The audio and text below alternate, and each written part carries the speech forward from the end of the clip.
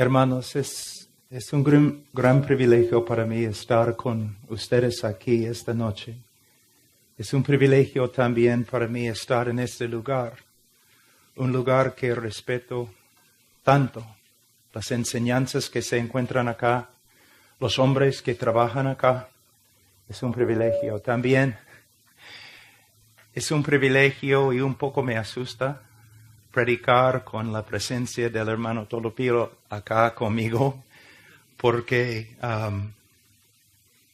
yo he escuchado sus prédicas y de verdad quiero esconderme, sentarme para que él se levante y predique en mi lugar. Pero aquí estamos. Una cosa que es muy importante aprender es que no hay tal cosa como gran hombre de Dios. Todos nosotros somos hombres débiles, de un Dios grande y misericordioso. A veces quizás cuando predico en inglés, yo pienso, bueno, es mi idioma. Yo puedo hablar en inglés. Desde mi niñez hablé en inglés. Cuando hablo en español es muy difícil. Pero de verdad es siempre difícil predicar la palabra de Dios. Todo lo que tenemos que hacer en el ministerio, hermanos, es imposible. Quizás la verdad más importante que necesitamos aprender en el día de hoy es que el ministerio es imposible. Que la vida cristiana es imposible. Y solo podemos lograr vivir la vida cristiana por medio de la sabiduría de Dios y por medio del poder de Dios. El poder de Dios que se manifiesta en la vida del cristiano por medio del Espíritu Santo. Aquí estoy ante ustedes, débil. Que Dios tenga misericordia y que Él use este hombre de una forma para bendecir su pueblo. Ahora, nosotros vamos a empezar viendo algunos textos muy importantes en las Escrituras para enseñarles un principio muy importante. Que para lograr cualquier cosa en la vida cristiana necesitamos una comprensión, un entendimiento más grande de quién es Dios, quiénes somos nosotros y qué es el Evangelio. Hermanos, yo sé que, por lo menos creo que el título, el tema de esta conferencia es esclavo. ¿Cómo ser esclavo? Hermanos, el apóstol Pablo era esclavo. ¿Y por qué? Porque él tenía una doctrina muy bíblica. Porque él tenía una doctrina correcta acerca de la persona de Cristo, acerca de Dios, acerca de la obra de salvación que Dios logró a través de su Hijo. Si ustedes de verdad quieren ser esclavos, si ustedes de verdad quieren vivir la vida cristiana como deben vivir la cristiana, ustedes necesitan una visión más amplia de quién es Dios, quiénes son ustedes y qué ha hecho Dios a través del Evangelio. Yo les digo, a la medida que ustedes comprendan el Evangelio, ustedes van a poder someterse a Dios como esclavos. Vamos a empezar en el libro de Romanos. Enseñé este texto ayer en el seminario, pero ahora voy a enseñar este texto como una introducción. Pero como todas las prédicas, tú puedes tomar el mismo texto y sale una prédica diferente. Porque hay una necesidad diferente acá esta noche. Entonces, Romanos capítulo 12, versículo 1.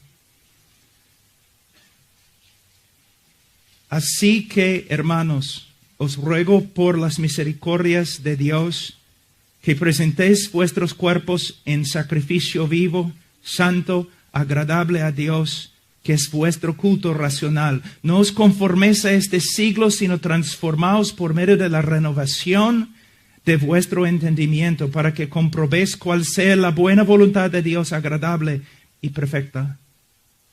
Ahora, primeramente, necesitamos ver algo muy importante en versículo 1. Pablo dice, así que, hermanos, os ruego. Mira, muchas veces los pastores, los predicadores predican, ¿no? Y su deseo es comunicar conocimiento, comunicar la verdad. Pero yo no estoy aquí simplemente para enseñarles algo nuevo. Yo no estoy aquí simplemente para ampliar su conocimiento. Yo estoy aquí para que ustedes cambien. Y no voy a simplemente enseñarles el evangelio o enseñarles una doctrina y no más. Yo voy a rogar que ustedes escuchen. Muchas veces, especialmente en el día de hoy, todos están buscando doctrina, quieren refinar su doctrina, quieren tener doctrina bíblica. Está bien, es lo que necesitamos, es el cimiento de la fe cristiana. Pero la vida cristiana es más que doctrina, es una vida transformada por la verdad que ha aprendido. Entonces, si ustedes vienen acá esta noche pensando, bueno, vamos a escuchar un predicador o vamos a aprender algo nuevo, no es la meta. La meta es que ustedes salgan de aquí y viven de una manera más conforme a la persona y voluntad de Cristo. Ahora, esta conferencia tiene que ver con el tema, ¿no? Como nosotros necesitamos ser esclavos de Cristo. Todos ustedes saben que debemos ser esclavos, siervos de Cristo. Lo saben. No es el problema. ¿Cuál es el problema? ¿Cómo podemos hacerlo y dónde encontramos la motivación para hacerlo? Muchos tienen conocimiento, pero ¿dónde está el poder para vivir, para aplicar el conocimiento que tenemos? Aquí en las Escrituras es donde vamos a encontrar la motivación y el poder. Ahora, Pablo dice, os ruego por las misericordias de Dios que presentéis vuestros cuerpos en sacrificio vivo. Mira lo que Pablo está pidiendo. Él no está pidiendo que nosotros simplemente demos diezmos a la iglesia. Él no está pidiendo que simplemente asistamos a la iglesia fielmente. Él no está pidiendo que nosotros demos nuestras casas a la obra misionera. Él está pidiendo de nosotros algo mucho más serio, mucho más profundo. Él está pidiendo de nosotros nuestra vida entera. Se puede decir que una parte de la santificación es crecer en nuestra capacidad de entregarnos más y más a Cristo. La capacidad de morir a nosotros mismos y nuestros planes y nuestras visiones. Morir a nosotros mismos y entregarnos a la persona y la voluntad de Dios en Cristo. Dios está pidiendo de ti, no una parte de ti. Él está pidiendo todo. Nuestra vida se define en el contexto de Cristo. Nuestra vida pertenece a Cristo. No tenemos nada fuera de Cristo. Y si de verdad vamos a andar con Él, más y más, cada día, cada año, tenemos que entregarnos a Él hasta que Él nos posea totalmente. Tu vida. Algo interesante acá, Él dice que presentéis vuestros cuerpos. La palabra, el verbo presentar, no significa que cada día debemos tomar una decisión de presentarnos a Cristo. No significa que debemos ir a la iglesia y cada domingo debemos rededicarnos a Cristo. Él está diciendo, una vez para siempre, necesitamos dejar de caminar entre dos opiniones. Una vez para siempre, nosotros debemos tomar la decisión de dejar el mundo atrás y vivir y entregar toda nuestra vida a Cristo. quizás muchos de ustedes tienen un pie en el reino de Dios, se puede decir, y un pie en el mundo. No se puede vivir así. No se puede seguir a Cristo así. Cristo no quiere una parte de nosotros.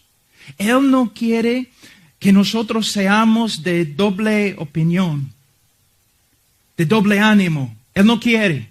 Él quiere un hombre totalmente entregado a Él. En las bienaventuranzas, Cristo dice, bienaventurados los puros de corazón, un corazón puro.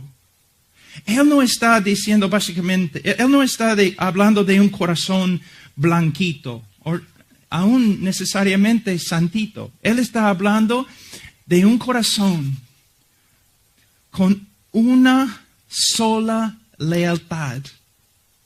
Un corazón entregado totalmente a Dios.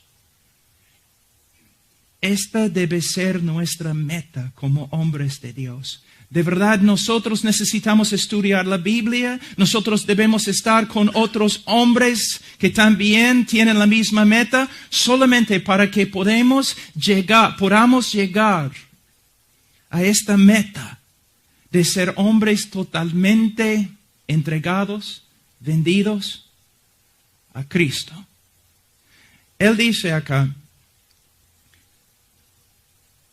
que presentéis vuestros cuerpos en sacrificio vivo. Es interesante que él usa la palabra cuerpo acá. Muy interesante. Especialmente en el día de hoy, en la cultura en la cual nosotros vivimos. ¿Por qué es importante? En el día de hoy nosotros hemos hecho básicamente una separación entre lo que supuestamente sentimos en nuestro corazón y lo que hacemos en nuestra vida. Por ejemplo, si vivimos un supuesto hermano andando en pecado, y si nosotros intentamos reprender al hermano, muchas veces él va a responder así: no debes juzgarme. Tú no puedes leer lo que está dentro de mi corazón. En mi corazón de corazones, yo amo a Dios igual como tú. Pero lo que él está diciendo no es bíblico. No es bíblico. ¿Por qué? El contenido de nuestro corazón se manifiesta por medio de nuestro cuerpo y lo que nosotros hacemos con nuestro cuerpo.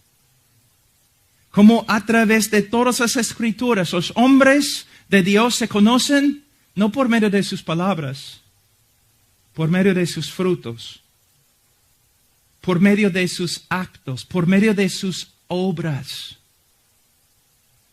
Cristo no quiere simplemente, no quiere tomar control solamente de tu corazón.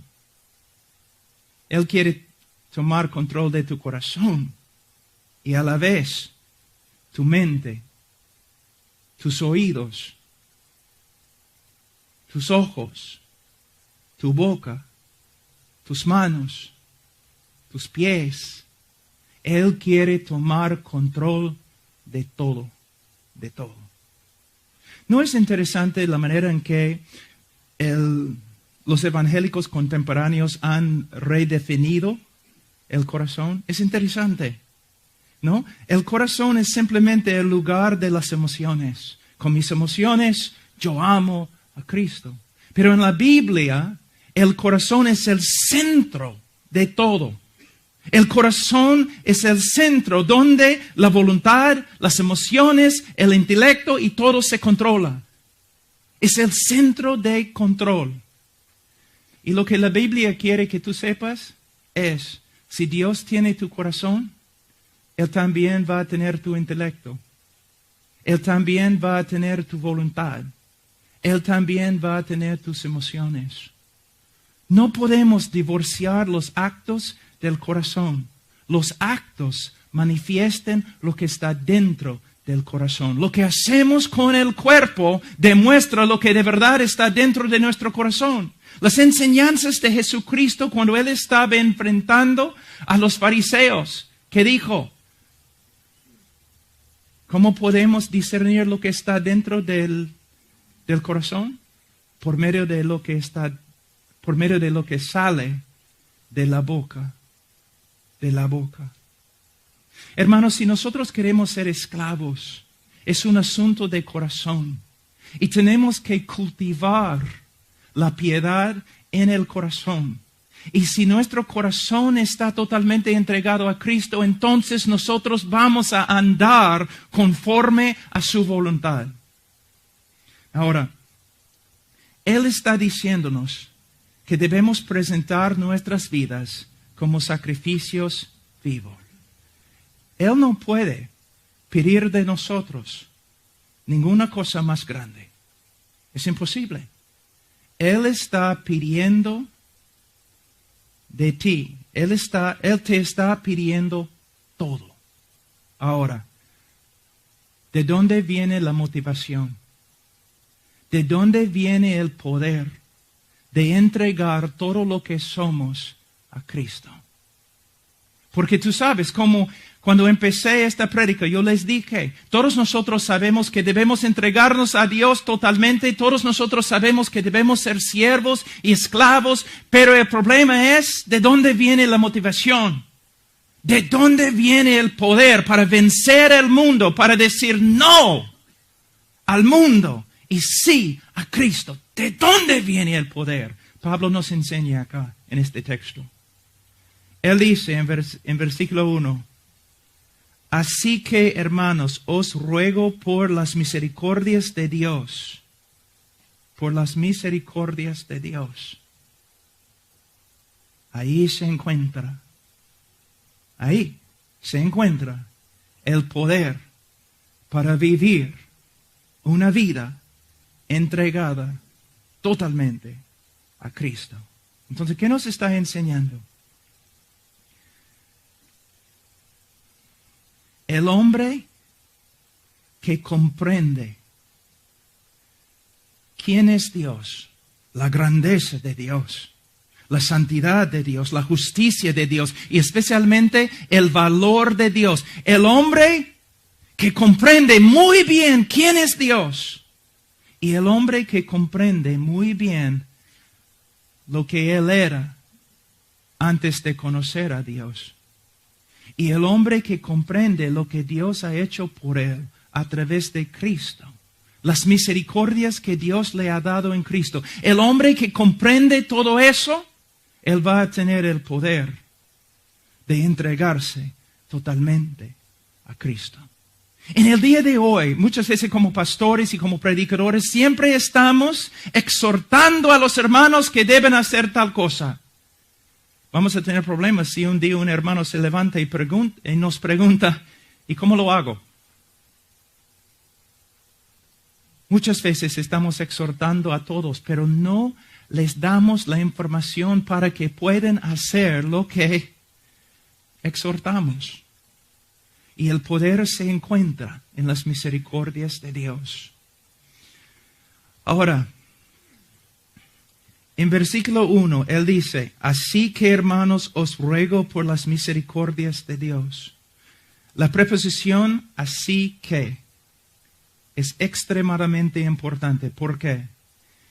Él nos ha dicho que la motivación de la vida cristiana son las misericordias de Dios. Y esta preposición está conectando capítulo 12 con los primeros 11 capítulos del libro de Romanos. ¿Y qué encontramos en los primeros 11 capítulos del libro de Romanos? Una descripción de las misericordias de Dios. En los primeros 3 capítulos del libro de Romanos, básicamente Pablo tiene una sola meta: revelar nuestro pecado y condenarnos. Mostrarnos que en nosotros mismos y en nuestras obras nosotros no tenemos ninguna esperanza y la única cosa que nos espera es la condenación eterna. Él quiere quitarnos toda esperanza. Él quiere encarcelarnos, encerrarnos sin esperanza en la oscuridad. Es su deseo.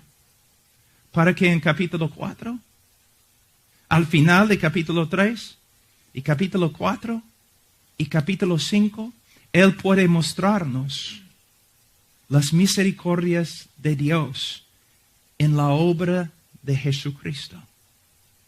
Y en capítulo 6 y capítulo 7 y capítulo 8, Él sigue mostrándonos las misericordias de Dios que se revelan en la vida cristiana. Y en capítulos 9, 10 y 11, Él está mostrándonos las misericordias de Dios como se manifiesta a través de la fidelidad de Dios hacia la nación de Israel.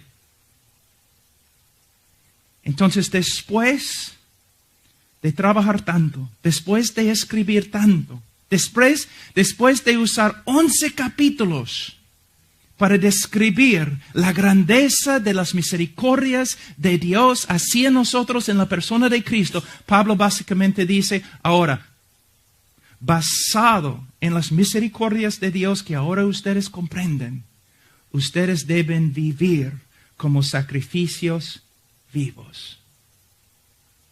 A la medida que tú creces en tu conocimiento de quién es Dios y lo que Él ha hecho por ti a través de Cristo, tú vas a crecer en tu entrega a Cristo.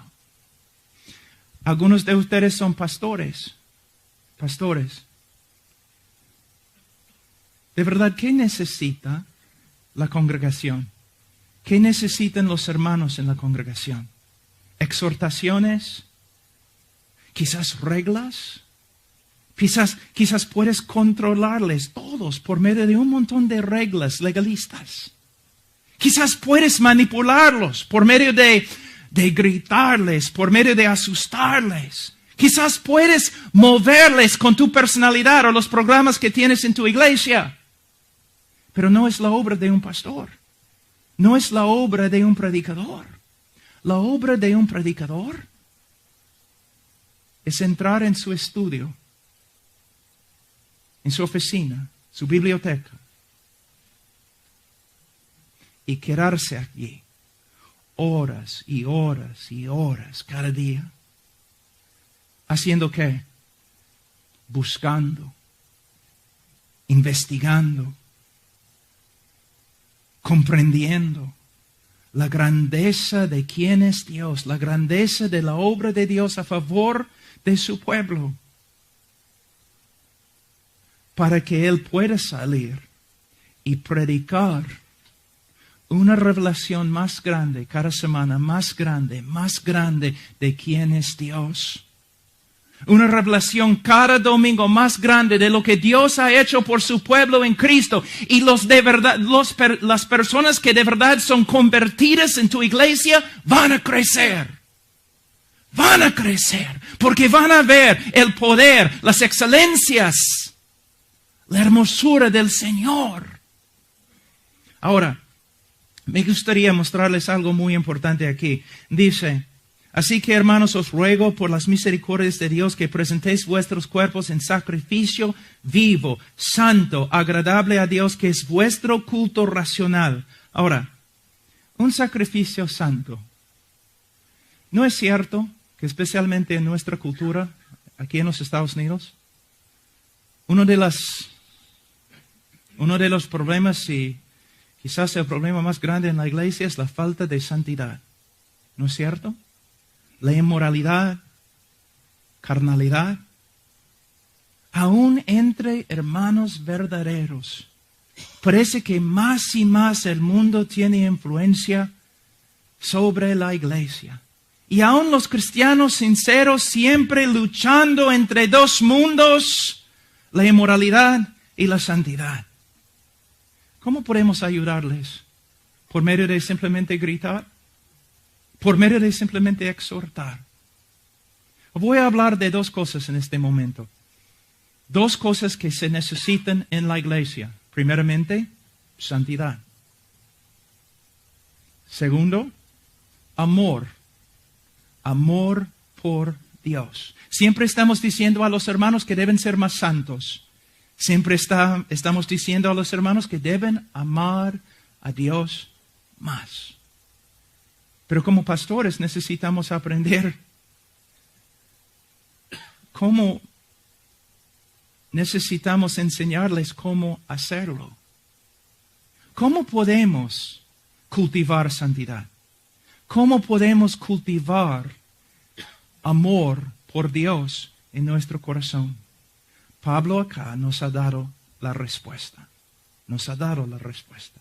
Ahora, vamos a decir que estoy echado aquí en el piso.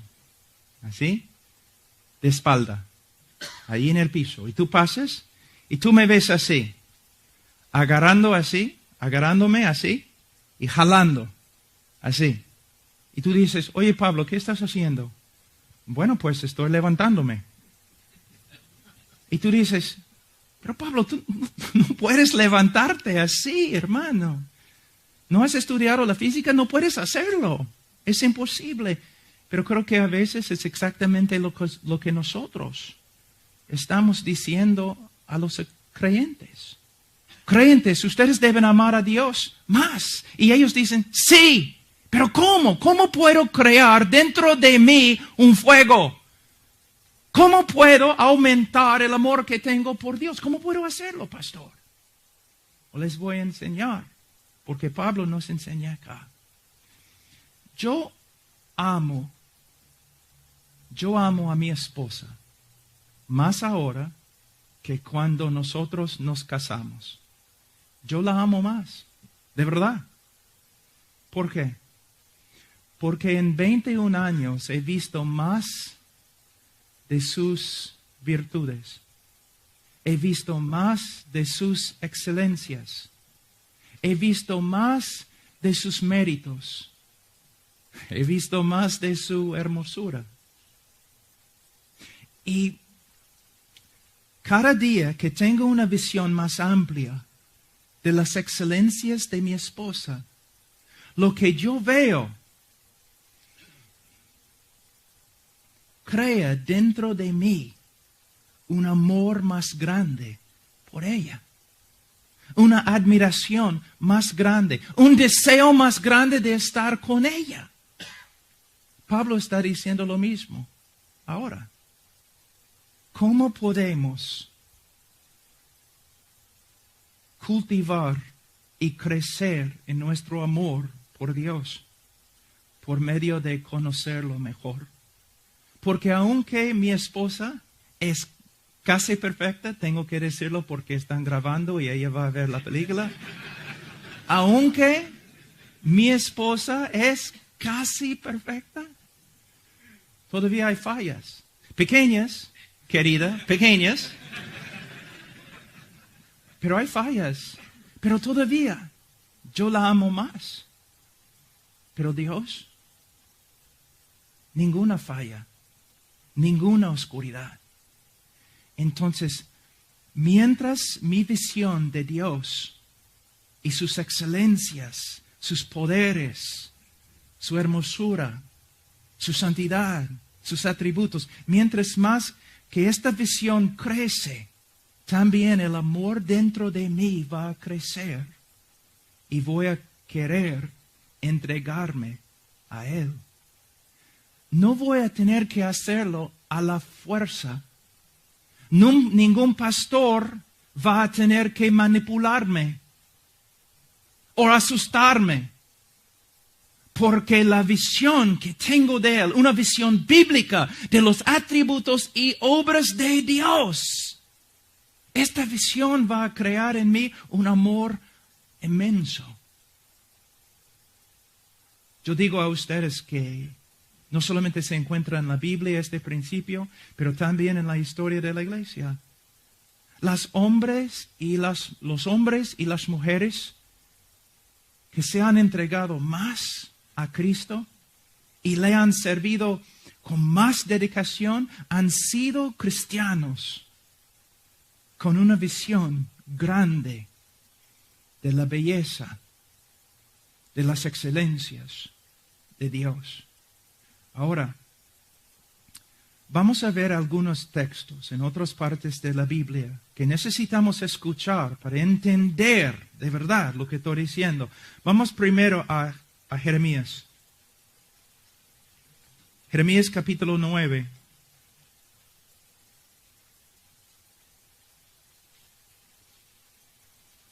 Versículo 23. Así dijo Jehová: no se alabe el sabio en su sabiduría, ni en su valentía se alabe el valiente, ni el rico se alabe en sus riquezas, mas alábese en esto el que se hubiere de alabar, en entenderme y conocerme, que yo soy Jehová, que hago misericordia, juicio y justicia en la tierra, porque estas cosas quiero, dice Jehová. ¿Cuál es el conocimiento más importante? Según las Escrituras, es el conocimiento de Dios. El conocimiento de su persona y de sus obras. Ahora, la iglesia en el día de hoy. Si yo voy a la mayoría de las iglesias y yo hablo con los hermanos, vamos a decir que yo les doy una hoja y yo digo, por favor, en la hoja, hazme una lista de cada uno de los atributos de Dios.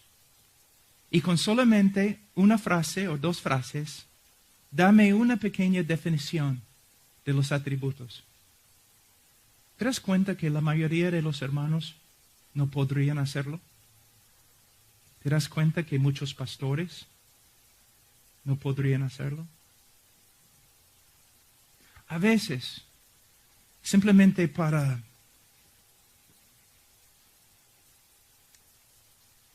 demostrar que lo que estoy diciendo es verdad, yo pregunto, siempre en privado, si es una persona, o si es un grupo, públicamente, yo pregunto, ¿estudiaste en un instituto bíblico?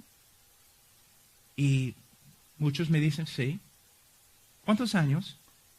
3 o 4, ¿está bien? En los 4 años, ¿cuántos años estudiaste quién es Dios? Y muchos responden, bueno, yo tenía un semestre, 4 meses de la teología sistemática y creo que ya allí 2 semanas estudiamos básicamente, ¿no?, la doctrina de Dios. ¿Sacaste tu maestría después? Sí. ¿Y en tu maestría cuántos años estudiaste las doctrinas de Dios? Bueno, no, yo estudié misiones, yo no estudié la doctrina de Dios. Yo estudié evangelismo, yo no estudié las doctrinas de Dios. ¿Tu PhD tienes? Sí. Bueno, ¿cuántos años estudiando tu PhD? ¿Cuántos años estudiaste los atributos de Dios? Bueno, mi PhD era en otra cosa. Está bien. ¿Y ahora estás predicando cuántos años? Bueno, ando predicando como 10 años. En los 10 años, ¿cuánto tiempo has pasado en tu estudio investigando quién es Dios? Los atributos de Dios, las obras de Dios. Bueno, no, yo enseño a mi iglesia cosas un poco más prácticas. Y en tu iglesia, ¿cuánto tiempo has pasado enseñando las doctrinas de Dios? ¿De quién es, no? Su santidad, su justicia, su hermosura, las revelaciones de Él en la persona de Cristo. ¿Cuántas series de prédicas has predicado para que el pueblo de Dios conozca a Dios? Bueno, pastor, de verdad, nunca lo he hecho. Hermanos, ¿están comenzando a ver el problema? Mi pueblo se destruye por falta de conocimiento de Dios.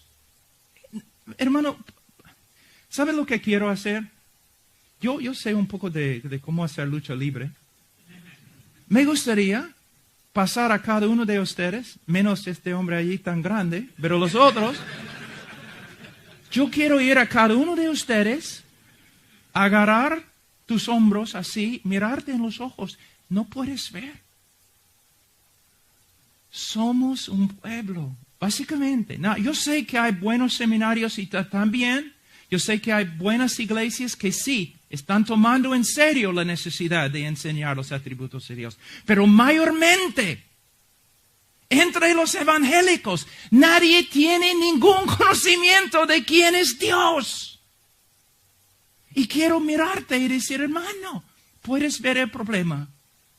Vamos a decir que tú vienes a mí y tú tienes una herida con sangre y todo aquí en la frente.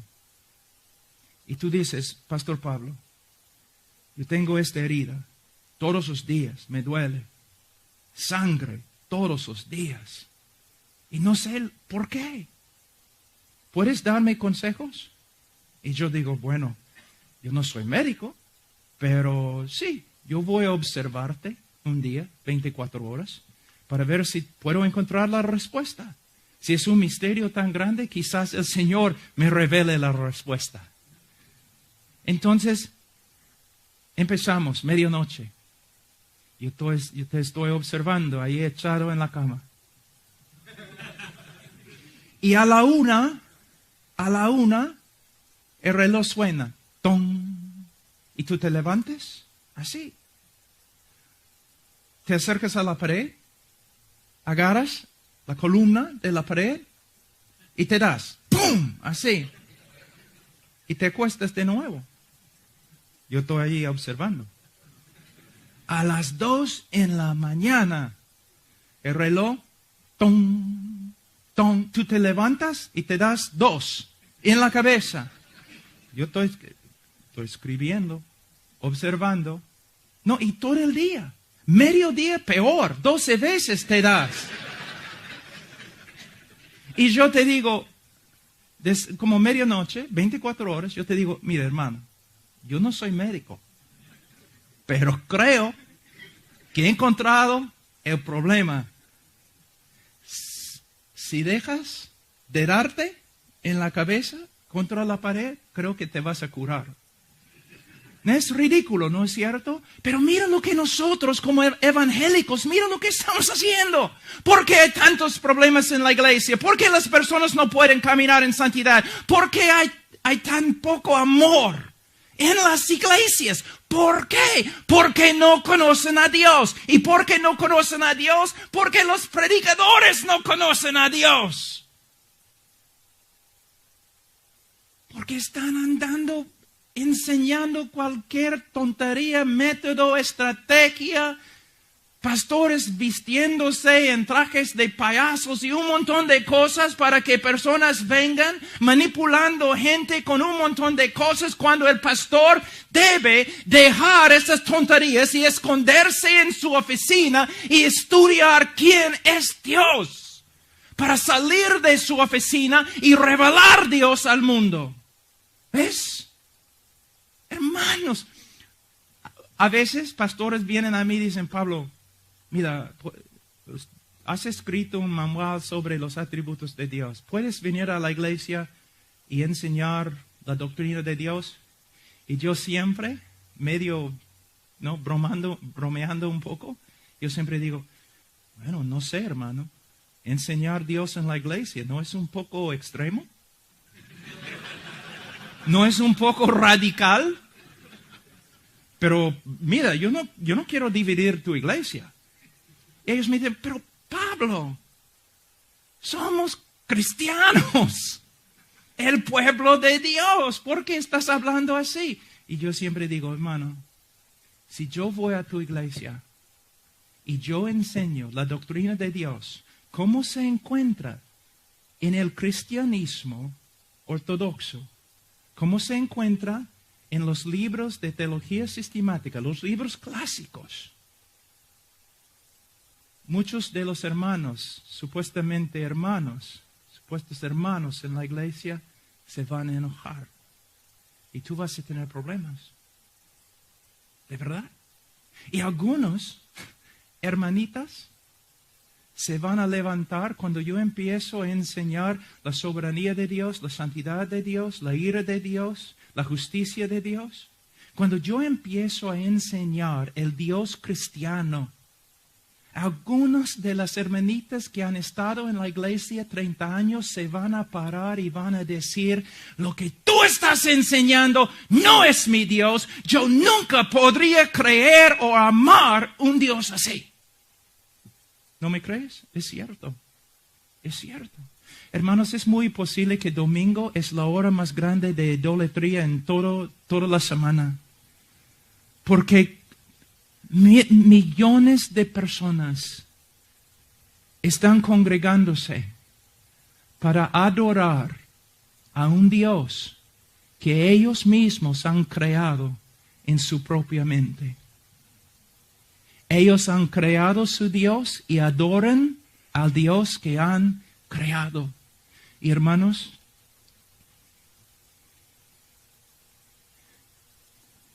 es la culpa de los predicadores.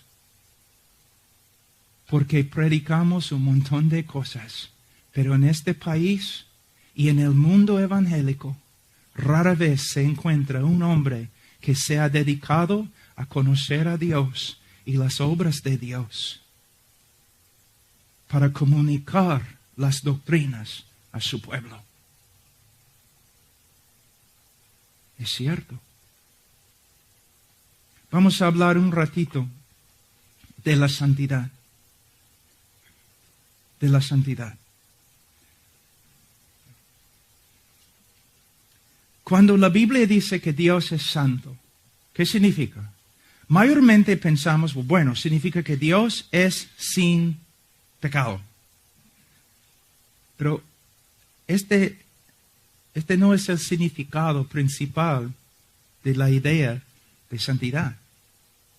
La palabra santo proviene de una palabra hebrea. La raíz es como cortar. Significa cortar. Y después de cortar, separar. Es como mi esposa cuando ella está en la cocina cortando zanahorias, ¿no? Ella como una máquina. Y zanahoria, así, un montón. Pero cuando hay demasiado, después de cortar un montón, ella hace así con el cuchillo. Corta y separa. Corta y separa. Cuando la Biblia dice, cuando Dios dice que Él es santo, ¿qué quiere decir? Que Él está separado. Que no hay nadie como Él. No hay nadie. Él no es como nosotros y más grande. Él no es como nosotros. No hay nadie como Él. Como Eris Sproul dice, ¿no? Más o menos dice, tengo que traducirlo ahora en español, es un poco difícil. Él dice, ¿cuál es más como Dios? ¿Un arcángel en el cielo? ¿O un gusano en la tierra? ¿Cuál es más como Dios? La respuesta es ninguno. Mira, en este momento yo estoy el único en este auditorio que está parado, ¿no? También estoy aquí en la plataforma. Sería ridículo si yo empezara a jactarme diciendo, yo soy más cerca al sol que tú. Porque el sol está tan lejos de todos nosotros que algunas pulgadas no significa nada. Dios no es como nosotros. Es totalmente distinto. Les voy a dar un ejemplo. Si vamos a decir que esta noche algunos extraterrestres llegan a California. Yo he escuchado que ya muchos han llegado. Que algunos extraterrestres llegan a California y cuando yo salgo a la playa de estacionamiento, uno se me acerca. Más o menos ese tamaño, son verdes, brazos muy largos y delgados, dedos así.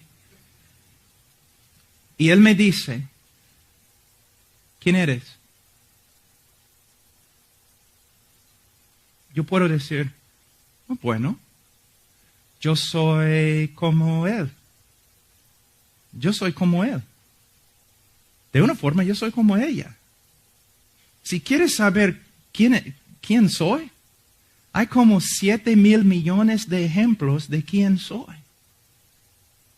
Pero cuando Moisés preguntó a Dios, ¿quién eres? Él no podía señalar a una persona fuera de él, de sí mismo. Él dijo, yo soy quien soy. Él no puede señalar a otro fuera de sí mismo. Bueno, hace 2000 años él podía hacerlo. Cuando alguien preguntó, ¿quién eres? Él dijo, yo soy como él, y señaló a su Hijo Jesús. Pero Dios es totalmente distinto. Y otra cosa que necesitamos entender, Dios interpreta la realidad perfectamente. Entonces Él sabe cómo calcular el valor de las cosas.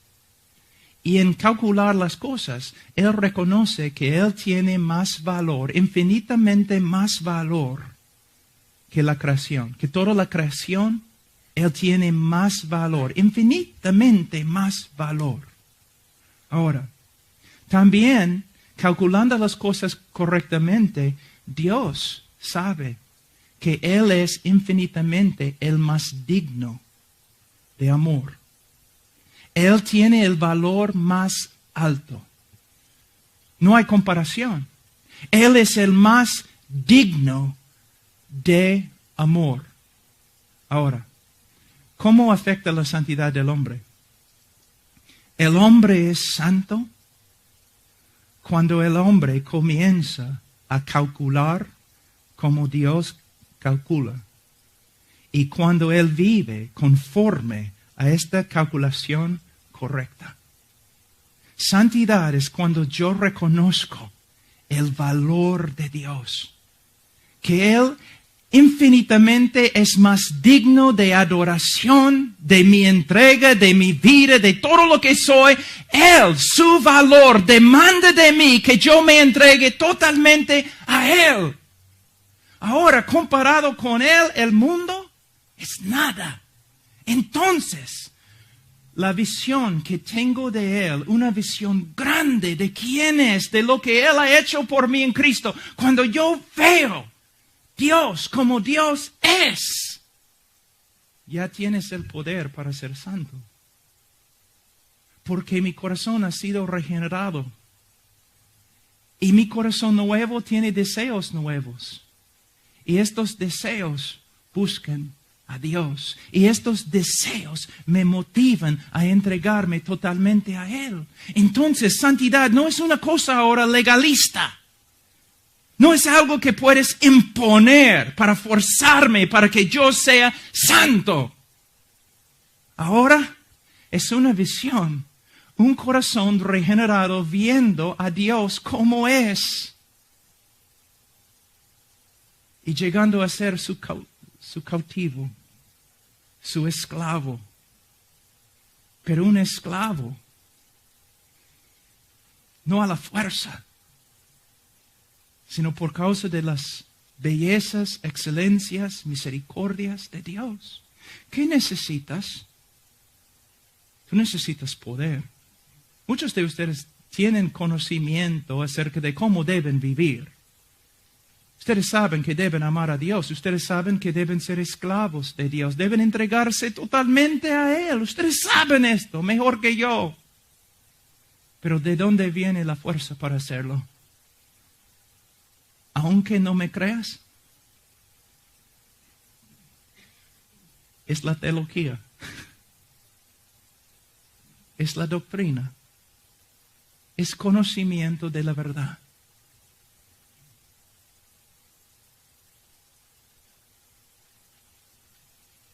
La vida cristiana no es principalmente, o el cristianismo, la religión del cristianismo, no es principalmente una religión ética o moral, aunque la vida cristiana tiene su ética y tiene su moralidad.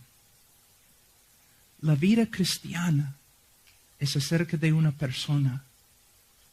El budista y el musulmán, ¿qué hacen? Ellos siguen leyes. Ellos siguen principios. ¿Para qué? Para su propio bienestar.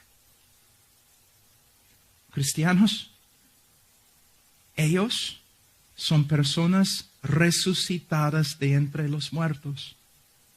Sus corazones de piedra han sido cambiados, sacados. Y en el lugar de un corazón de piedra, Dios ha puesto un corazón de carne. Yo sé que en la Biblia mayormente carne significa algo negativo, pero en Ezequiel 36 no es así. Significa un corazón vivo que puede responder a Dios. Por ejemplo, si yo tengo una estatua de este hombre grandote que está ahí, yo tengo una estatua de él acá de piedra, yo puedo patear la estatua, yo puedo pegar la estatua sin miedo. ¿Por qué? Es piedra, no responde. Pero si él está aquí y yo le pego, probablemente va a responder. ¿Por qué? Carne. Él está vivo. Entonces, el cristianismo es una resurrección sobrenatural. Un muerto ahora vive en el poder de Dios y tiene un corazón nuevo. Y cuando el corazón nuevo ve Dios como es, Dios, bueno, Él se acerca a Dios. Y acercándose a Dios, Él deja atrás todo lo corrupto, todo lo terrenal, todo lo mundano. Muchos de ustedes como pastores siempre andan preocupados porque hay hermanos en la iglesia que andan en el mundo, que andan con un pie en el reino, otro pie en el mundo, que siempre están luchando con la inmoralidad y otras cosas. Pastor, les están dando una visión de quién es Dios. Hermanos, el trabajo de un predicador es difícil, pero vale. Es difícil, pero vale. Como yo compartí ayer, cuando yo anuncié a mi pastor que yo iba a predicar, que Dios me había llamado, mi pastor me hizo una pregunta yo pensaba muy extraña. Él dijo, muchacho, ¿puedes estar a solas? Y yo pensaba que él quería decirme, si yo predico la verdad, no todos me van a odiar. No. Lo que él estaba diciéndome es lo siguiente. Para ser un hombre de Dios, tú tienes que dejar a los hombres. Y muchas veces aún el compañerismo de los hombres. Y tú tienes que irte y estar a solas con Dios. ¿Qué necesitamos en este mundo? ¿Qué necesitamos? ¿Más hombres elocuentes? ¿Más hombres con ideas? ¿Más hombres que pueden ir al mundo y aprender sus trucos para aplicarlos a la iglesia? ¿Qué necesitamos? Necesitamos hombres que estudien las Escrituras, que se ponen de rodillas, que busquen conocer a Dios a través de su palabra inspirada. Y después de conocer a Dios, salir de su oficina para abrir sus bocas y enseñar al pueblo de Dios. Entre algunos de ustedes quizás un poco más, ¿no? Algunos de ustedes que sus iglesias se basan en la ley o en reglas o principios. Ustedes tienen que darse cuenta que estas leyes no tienen poder para transformar una vida. ¿Una visión de Cristo? Sí. Algunos de ustedes piensan, si solamente podemos animar al pueblo para que alaben al Señor y digan gloria muy fuerte, que por medio de eso ellos van a cambiar. No, es muy posible que van a, con toda su fuerza, cometer el pecado de idolatría. Porque están adorando a un Dios que han creado con su propia mente. Somos, mira, simplemente, mira lo que somos. o supuestamente somos hombres de Dios, no hombres de hombres. No somos hombres de estrategias y métodos. No somos vendedores de cristianismo. Somos hombres de Dios. La preposición de, nosotros cuando estudiamos griego, la llamamos, creo que, genativa. Genitivo. Genitivo, caramba, cuando hablas de genitivo, ay, qué problema. ¿Por qué? Algunos estudiosos dicen que hay 32 diferentes tipos de genitivo. Yo prefiero decir que hay 2. No, pero genitivo puede comunicar definición. Hombre de Dios. ¿Cómo se define mi vida? Mi relación con Dios. También la preposición puede significar posesión. ¿Quién es mi dueño? Dios. Mira, solamente en una frase. Hombre de Dios. Tenemos suficiente información para saber lo que debemos hacer. Pasar tiempo con Dios. Conocer a Dios. Esta es la necesidad más grande. ¿Sabe qué? Es la necesidad más grande del pastor y de su esposa y de sus hijos. ¿Cuál es el regalo más grande que yo puedo dar a mis hijos? El conocimiento de quién es Dios y lo que Dios ha hecho por ellos en Cristo. ¿Cuál es el don más grande que yo puedo dar a la iglesia? Conocimiento correcto acerca de la persona de Dios. ¿Cuál es el don más grande que yo puedo dar a este mundo secular e incrédulo?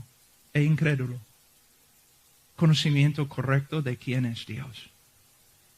Si mi corazón comienza a enfriarse, ¿qué necesita? Una visión bíblica más amplia de la persona de Dios, especialmente en el contexto de la persona de Cristo y el Evangelio. Si tengo una tarea que tengo que hacer, como venir acá y predicar ante Él, si tengo una tarea así que me asusta, ¿qué necesito? Una visión más amplia de Dios para que yo pueda decir, Señor, sí, voy a ir al púlpito. Voy a hacerlo porque tú eres digno. Pastores, tú puedes ser una bendición tremenda. Padres de familia, ustedes pueden ser bendiciones tremendas. ¿Cómo? Por medio de dedicar su vida a conocer a Dios, a minar las joyas más grandes que hay, para darles a la iglesia, a sus esposas y a sus hijos. Mañana vamos a continuar con eso, pero mañana también quiero hablar especialmente de la revelación de Dios a través de su Hijo Jesucristo. Otra cosa también, y voy a terminar, es lo que estoy predicando. Yo no soy de aquí, yo soy de Virginia, otro ministerio. Yo no vivo en California. Pero lo que estoy predicando aquí es lo que se enseña aquí, en esta iglesia,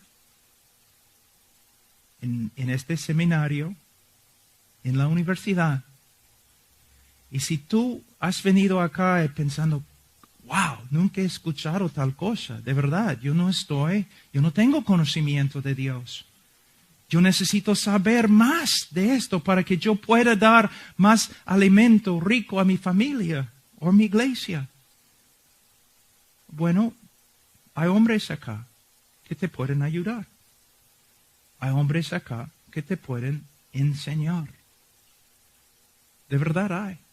Entonces yo puedo salir de aquí en 2 días feliz, contento.